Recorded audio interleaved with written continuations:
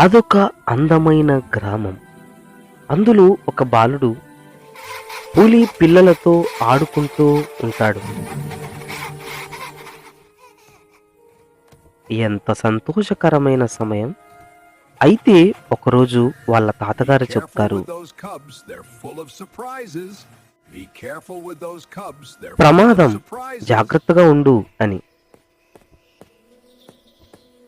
అడవికి వెళ్ళిన సమయంలో ఒక సంఘటన జరిగింది. అదే ఊరిలో ఉన్నటువంటి అబ్బాయి పైకి తాను పెంచుతున్న పులి తనపై దాడి చేసింది.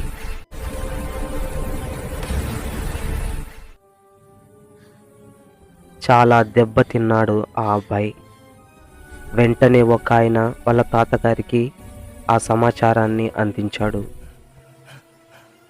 పరిగెత్తుకుంటూ ఇంటి వైపు వస్తూ ఉన్నాడు తాతయ్య.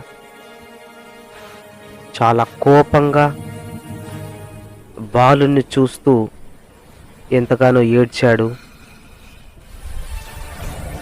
కోపంతో దానిపై దాడి చేసి దాన్ని తరిమి కొట్టడానికి ప్రయత్నిస్తున్నాడు. అడవిలోనికి తరిమి కొడుతూ చివరిగా దాన్ని చంపేశాడు.